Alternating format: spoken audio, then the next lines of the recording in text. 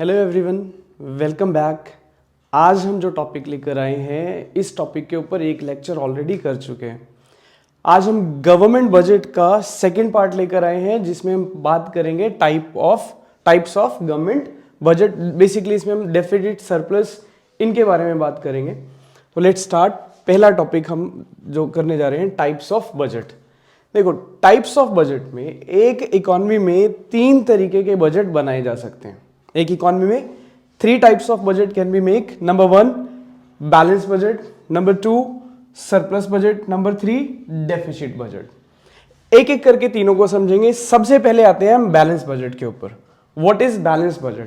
देखो, balance budget कौन सा होता है? बैलेंस बजट वो बजट है जहां पर गवर्नमेंट की रिसिप्ट्स और गवर्नमेंट के एक्सपेंडिचर्स दोनों बराबर हो जाएं। मतलब कि जितना गवर्नमेंट ने कमाया उतना ही गवर्नमेंट ने खर्च कर दिया, ना कुछ बचाया ना कुछ एक्स्ट्रा खर्च किया। तो उसको क्या बोलेंगे हम? Balanced budget. यानी कि balance budget is when estimated government receipts is equals to estimated government expenditure. जितना कमाया उतना ही खर्च किया गवर्नमेंट ने, तो उसको हम बोलते हैं बैलेंस्ड बजट।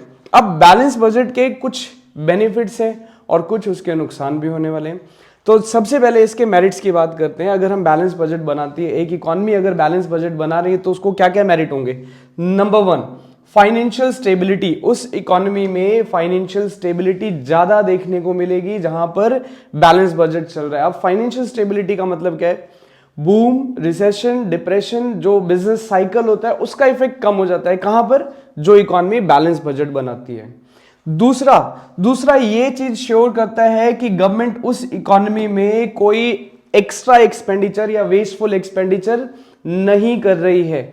जितने खर्चे की रिक्वायरमेंट है सिर्फ उतना ही खर्चा किया जा रहा है। तो 2 मेरिट्स मिले हमें बैलेंस बजट के। पहला, एक तो उस इकोनॉमी में आपको फाइनेंशियल स्टेबिलिटी देखने को मिलेगी। दूसरा, इसका मतलब ये हुआ कि गवर्नमेंट कोई भी फालतू खर्चा नहीं कर रही है, जितने की रिक्वायरमेंट है सिर्फ उतना खर्चा किया जा रही है। अब इसके कुछ डिमेरिट्स भी हैं। Number 1 economic growth is slow down. अगर हम बैलेंस बजट की बात करें तो बैलेंस बजट से क्या होगा? उस इकोनॉमी का ग्रोथ रेट जो है वो क्या हो जाता है? स्लो हो जाएगा। Economic growth rate slowed. दूसरा, not helpful at the time of deflation. अगर इकोनॉमी में डिफ्लेशन चल रहा है तो ये बजट आपका कोई हेल्प नहीं करेगा। इस बजट का कोई बेनिफिट मिलने वाला नहीं है। पहला, एक तो इकोनॉमिक ग्रोथ स्लो हो जाएगी। क्यों स्लो हो जाएगी? इकोनॉमिक ग्रोथ के लिए डिमांड जनरेट करना होता है। डिमांड जनरेट करने के लिए एक्सपेंडिचर करना पड़ेगा। अब एक्सपेंडिचर में अगर हम एग्रीगेट डिमांड की बात करें तो एग्रीगेट डिमांड में गवर्नमेंट एक्सपेंडिचर एक इंपॉर्टेंट कंपोनेंट बन जाता है। अब अगर गवर्नमेंट खर्चे नहीं करेगी ज्यादा तो इकोनॉमी में डिमांड जनरेट नहीं होगी। डिमांड नहीं होगी तो प्रोडक्शन नहीं होगा, प्रोडक्शन नहीं होगा तो इन्वेस्टमेंट नहीं होगा। अल्टीमेटली इकोनॉमी का ग्रोथ क्या हो जाता है? स्लो हो जाता है। दूसरा, not helpful at the time of deflation. यानी कि अगर कोई इकोनॉमी डिफ्लेशन में है तो वहां पर बैलेंस बजट का कोई भी बेनिफिट नहीं होगा। रीजन, क्योंकि गवर्नमेंट फालतू खर्चे नहीं कर रही है, एक्स्ट्रा एक्सपेंडिचर नहीं कर रही है। एक्स्ट्रा एक्सपेंडिचर नहीं कर रही है तो क्या हो रहा है? डिमांड जनरेट नहीं हो रही है। प्रीवियसली पॉइंट से लिंक्ड है। अच्छा, जब बैलेंस बजट होता है तो बैलेंस बजट की सिचुएशन में क्या होता है? Injections are equals to leakages. Injection is equals to leakages. इसका मतलब क्या हुआ? लीकेजेस मतलब एक्सपेंडिचर हो रहा है जिससे इन्वेस्टमेंट कम हो रही होगी। इंजेक्शन जिससे हम इकोनॉमी में इन्वेस्टमेंट को बढ़ा रहे होंगे, मतलब जितना खर्चा हो रहा है उतना ही रेवेन्यू जनरेट हो रहा है। कहने का मतलब ये हो गया, leakages are equals to injection. ये हमने 3rd चैप्टर में नेशनल इनकम की थ्योरी में कहीं ना कहीं ये पढ़ा हुआ है। एक बार रिवाइज करेंगे तो आपको ये पता लग जाएगा। तो पहला बैलेंस बजट हो गया। बैलेंस बजट के मेरिट्स एंड डिमेरिट्स कर लिए हमने। दूसरा बजट आता है सरप्लस बजट। सरप्लस सभी को पता होता है सरप्लस क्या है भाई। सरप्लस का मतलब क्या है भाई? पैसा ज्यादा आ रहा है, बहुत सारा पैसा आ रहा है, पर हमारे खर्चे उसके अकॉर्डिंग में नहीं है, प्रॉफिट में, कहने का मतलब। तो सरप्लस बजट कब होता है? जब गवर्नमेंट के रिसिप्ट्स ज्यादा हो जाए गवर्नमेंट के एक्सपेंडिचर से। When government receipts are greater than government expenditure, it is called surplus budget. अब सरप्लस बजट के भी कुछ अपने एडवांटेजेस और डिसएडवांटेजेस देखने को मिलेंगे। तो सबसे पहले हम मेरिट की बात करें अगर, तो सरप्लस बजट का सबसे बड़ा एडवांटेज क्या होता है? Use to correct inflationary gap. अगर किसी इकोनॉमी में इन्फ्लेशनरी गैप यानी कि इन्फ्लेशन बहुत ज्यादा है तो गवर्नमेंट क्या कोशिश करेगी? गवर्नमेंट कोशिश करेगी कि वो सरप्लस बजट बनाए। क्यों? क्वेश्चन आता है कि सरप्लस बजट से इन्फ्लेशन कैसे करेक्ट होगा? सरप्लस बजट का मतलब क्या है? गवर्नमेंट की इनकम ज्यादा है। गवर्नमेंट की इनकम का सबसे इंपॉर्टेंट सोर्स होता है टैक्स रिसिप्ट्स। सरप्लस बजट कब आएगा? जब गवर्नमेंट के रेवेन्यू रिसिप्ट्स बढ़ जाएं। रेवेन्यू रिसिप्ट्स कैसे बढ़ेंगी? गवर्नमेंट टैक्सेस को बढ़ा दे। अब जब टैक्सेस को बढ़ाएगी गवर्नमेंट, लोगों को टैक्स ज्यादा देना पड़ेगा, लोगों की पर्सनल डिस्पोजेबल इनकम कम हो जाएगी। पब्लिक की पर्सनल डिस्पोजेबल इनकम कम हुई, अल्टीमेटली पब्लिक की डिमांड कम हो जाएगी।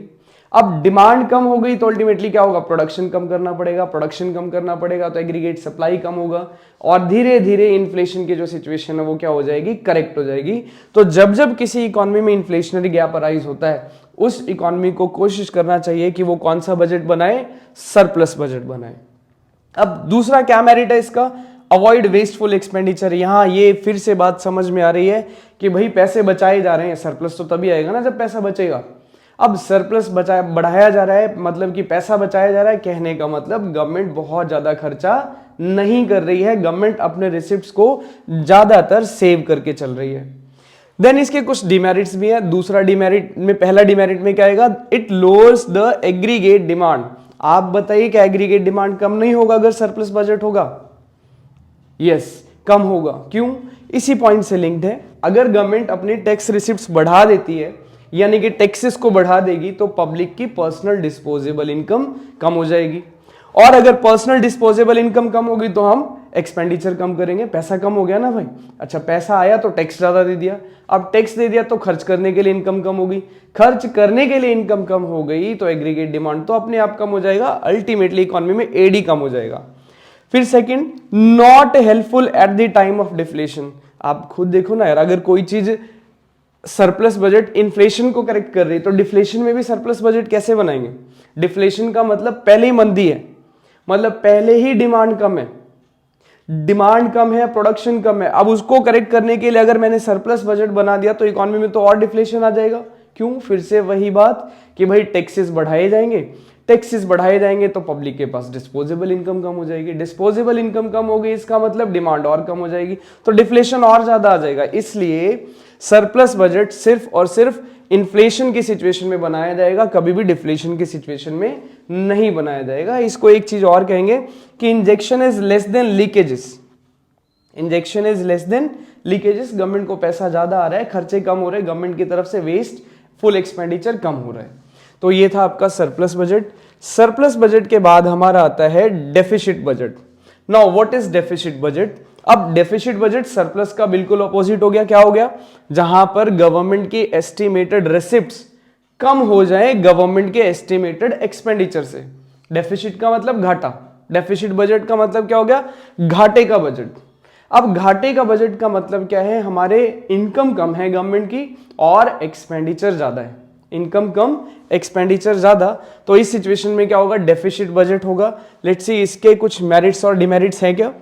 यस, इसके मेरिट्स और डिमेरिट्स क्या हैं देखते हैं जरा। Merits number 1, accelerate economic growth. देखो जी, पढ़ रहे हैं घाटे की बात और क्या निकल कर आ रहा है सामने कि इकोनॉमिक ग्रोथ बढ़ जाएगा। अब ये कैसे होगा? ये होता ऐसे है कि जब हम डेफिसिट बजट की बात कर रहे हैं तो गवर्नमेंट के रिसिप्ट कम है, गवर्नमेंट के एक्सपेंडिचर ज्यादा है, यानी कि गवर्नमेंट टैक्स नहीं बढ़ा रही है ज्यादा। फिर ऊपर से जो अर्निंग होती है गवर्नमेंट को, वो क्या करती है? इकोनॉमी में या तो डिमांड बढ़ा दी जाएगी या फिर इकोनॉमी में इन्वेस्टमेंट बढ़ा दी जाएगी।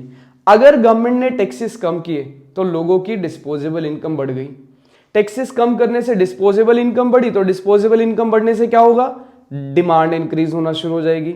डिमांड इंक्रीज होगी तो क्या होगा? ज्यादा प्रोडक्शन किया जाएगा। क्यों? क्योंकि डिमांड ज्यादा है, डिमांड को कैटर करने के लिए प्रोड्यूसर्स क्या करेंगे? ज्यादा प्रोडक्शन करेंगे। ज्यादा प्रोडक्शन का मतलब सप्लाई ऑफ गुड्स बढ़ेगा। अब प्रोडक्शन बढ़ रहा है, दैट मींस प्रोडक्शन अपने आप तो नहीं बढ़ेगा, इन्वेस्टमेंट भी बढ़ानी पड़ेगी, यानी कि डेफिसिट बजट की वजह से इकोनॉमी में अल्टीमेटली इन्वेस्टमेंट बढ़ना शुरू हो जाएगी। इन्वेस्टमेंट बढ़ेगी तो इसका मतलब increase in investment directly link with the growth of the economy. जितनी ज्यादा इन्वेस्टमेंट, इकोनॉमी का ग्रोथ उतना ज्यादा। दूसरा, प्रोमोट वेलफेयर। अब डेफिसिट बजट का मतलब सरकार घाटे में है। सरकार घाटे में क्यों है?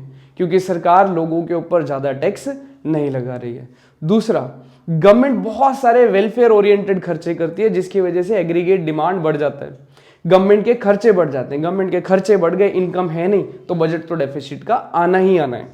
तो ये दो इसके मेरिट हो गए। एक पॉइंट आप इसमें ये भी डाल सकते हैं मेरिट्स का कि भाई डेफिसिट बजट और कब यूज किया जा सकता है, अगर कोई इकोनॉमी डिफ्लेशन में है तो डिफ्लेशनरी सिचुएशन को करेक्ट करने के लिए हम डेफिसिट बजट का यूज कर सकते हैं।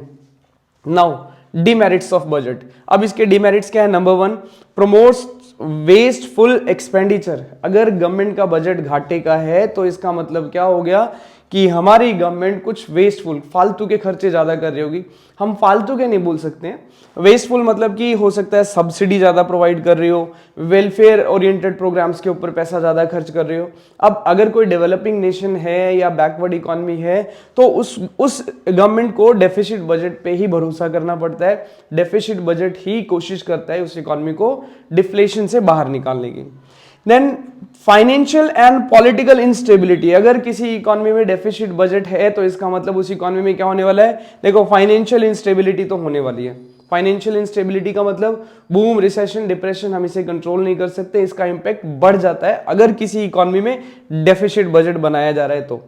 पॉलिटिकल इंस्टेबिलिटी वैसे ही ज्यादा रहती है, हर 5 साल बाद इलेक्शन होते हैं, बीच में भी कराने पड़ जाते हैं, तो ये इसके डिमेरिट्स हो गए। अब यहां पर क्या हो रहा है? इंजेक्शन ज्यादा हो रहा है, लीकेजेस कम हो रही हैं, इसको बोला जाएगा डेफिसिट बजट के ये मेरिट्स और डिमेरिट्स थे। होप आपको ये टॉपिक समझ में आया होगा। Thank you very much.